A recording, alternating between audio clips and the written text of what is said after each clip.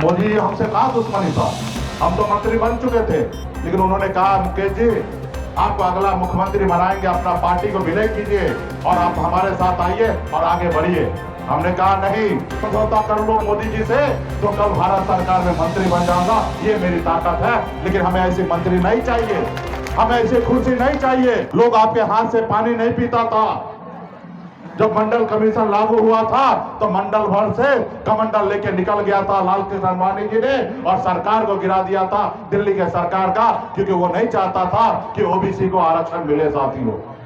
लेकिन आज आप लोग झूम झूम कर आप उनके गुणगान गाते हैं, और जबकि आपको ये नहीं पता है कि आपके आने वाला नस्ल का दुश्मन है वो आदमी, दुश्मन है आपको। लेकिन आपको लगता है कि 5 किलो चावल ही विकास है। आप बताइए, इस संसार में देश इतना आगे बढ़ चुका है, एक एक आदमी 1-1 लाख रुपया रोज पे एक होटल में रुकता है। इस दुनिया में एक रात रुकने का लिए 40 लाख रुपया देता है होटल में, ऐसी दुनिया बन चुका है। और वहां पे आप 5 किलो चावल को आप विकास मानते हैं। लोग 5 किलो चावल देते हैं और आप अपना वोट उनको बेच देते हैं साथियों, उनको बेच देते हैं। वो चावल भी आप ही का है, कोई वो चावल अपने बाबूजी का घर से नहीं देते हैं, क्योंकि देश का मालिक आप है और वो देश का संपत्ति में से अगर सरकार कुछ भी देता है तो वो संपत्ति आपका है साथियों, वो आपका अधिकार है। लेकिन लोग बड़े बड़े पोस्टर लगाते हैं कि हमने किया है, लेकिन वो चीज एक्चुअल में वो आपका है साथियों। तो इसलिए आने वाले समय में हम मोदी जी को कहना चाहेंगे कि मोदी जी हमको चावल नहीं चाहिए, हमारे बच्चे को नौकरी चाहिए। मोदी जी हमारे बच्चे को नौकरी चाहिए, हमें चावल नहीं चाहिए। हमें मोदी जी चावल नहीं चाहिए। जब हमारे बच्चे बीमार पड़े तो उसके लिए अच्छे हॉस्पिटल चाहिए, हमें आपका चावल नहीं चाहिए। हम मेहनत मजदूरी करके अपने घर परिवार को चला लेंगे, लेकिन हमारे बच्चे के इलाज के लिए हॉस्पिटल की आवश्यकता है, आपकी चावल की आवश्यकता नहीं है। हमें मोदी जी आपकी चावल नहीं चाहिए, हमारे बच्चे के पढ़ने के लिए अच्छे स्कूल की व्यवस्था करके दीजिए। आप हमें आपका चावल नहीं चाहिए। हमारा बच्चा पढ़ लिख लेगा, काबिल बन जाएगा तो आने वाला समय में दुनिया में राज करेगा साथियों, दुनिया में राज करेगा। लेकिन वो बड़ी चालाकी से आपको खत्म करने के लिए लगा है। आपको इतना मजबूर किया जा रहा है, इतना गरीब बना देगा कि आप आज मान रहे कि 5 किलो चावल ही हमारा विकास है साथियों। आप मानने लगे कि 5 किलो हमारा चावल हमारा विकास है। तो इसलिए साथियों आने वाला समय में बहुत बड़ी लड़ाई है, हम लोग लड़ते हैं। हम लोग सामाजिक न्याय की लड़ाई लड़ते हैं। लोग कहते हैं अपने दिल से जानो पराए दिल का हाल। मैं खुद एक गरीब मछुआरा का बेटा हूँ। पिताजी मछली मारते थे, ऐसे घर में परिवार में मैंने जन्म लिया। हर गरीबी को नजदीक से मैंने देखा। 18 साल की उम्र में, जिस उम्र में अपने परिवार के साथ रहना होता है, उस उम्र में गांव को छोड़कर मुंबई जैसे शहर चला गया, वहां मेहनत मजदूरी किया।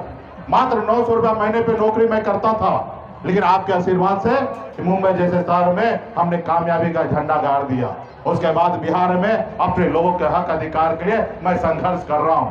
मैं अगर आज समझौता कर लूं मोदी जी से तो कल भारत सरकार में मंत्री बन जाऊंगा, ये मेरी ताकत है। लेकिन हमें ऐसी मंत्री नहीं चाहिए, हमें ऐसी कुर्सी नहीं चाहिए जिस कुर्सी पर बैठने के बाद हमारे अपने लोगों को भला नहीं कर सकता हूँ। ऐसे कुर्सी को हमेशा मैं अपनी जिंदगी में लात मारने का काम करूंगा साथियों, लात मारने का काम करता हूँ। मोदी जी हमसे कहा दुश्मनी था, हम तो मंत्री बन चुके थे, लेकिन उन्होंने कहा मुकेश जी आपको अगला मुख्यमंत्री बनाएंगे, अपना पार्टी को विलय कीजिए और आप हमारे साथ आइए और आगे बढ़िए। हमने कहा नहीं, ये पार्टी हमारी नहीं है, ये पार्टी पूरे बिहार के 1.5 करोड़ निषाद ने बनाया है अपने हक अधिकार के लिए। सिर्फ इस पे मेरा अधिकार नहीं है।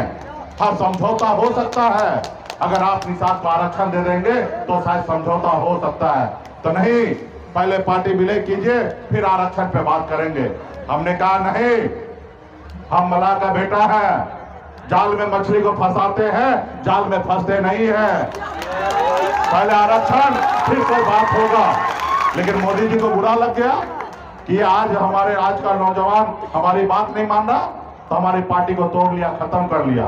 तो उससे हमें कोई फर्क नहीं पड़ा। हम संघर्ष करेंगे, लड़ाई लड़ेंगे। कल तक हमारा बैग लेके उठा के आगे चलता था, आज वो व्यक्ति भारत सरकार में मंत्री बना है। ये आपका देन है साथियों, आपका देन है। हमसे डरते हैं इसलिए उसको भारत सरकार में मंत्री बना दिया। जो कल 2020 में हमसे टिकट लेके विधायक बनना चाहता था, आज उसको बिहार सरकार में मंत्री बना दिया, क्योंकि उसको मालूम है कि मुकेश सहनी को रोकने के लिए क्योंकि सन ऑफ अल्लाह से दुनिया में कोई ताकत नहीं कि टकराएगा। इससे अगर टकराना है तो निषाद को ही आगे लाओ। लेकिन पूरे बिहार में निषाद को पता है कि लीडर कौन है, लोडर कौन है। अभी पहले जैसा निषाद नहीं रहा। अभी निषाद पढ़ा लिखा समझदार होते जा रहा है। उनको पता है कि हम अपने लीडर के साथ रहेंगे, ना ही कि किसी लोडर के साथ रहेंगे। तो मोदी जी, आपसे आग्रह है कि आप हमारा जो अधिकार है वो आप देने का काम कीजिए। नहीं तो ये निषाद समाज जो है 2025 में, जैसे दशरथ मांझी ने कहा था, जब तक तोड़ेंगे नहीं तब तक छोड़ेंगे नहीं। ये मोदी जी सुन लीजिए, ये निषाद का आवाज है, जब तक तोड़ेंगे नहीं तो जोर से बोल दीजिएगा ना, जब तक तोड़ेंगे नहीं। तो ये बात है साथियों, बहुत बहुत धन्यवाद।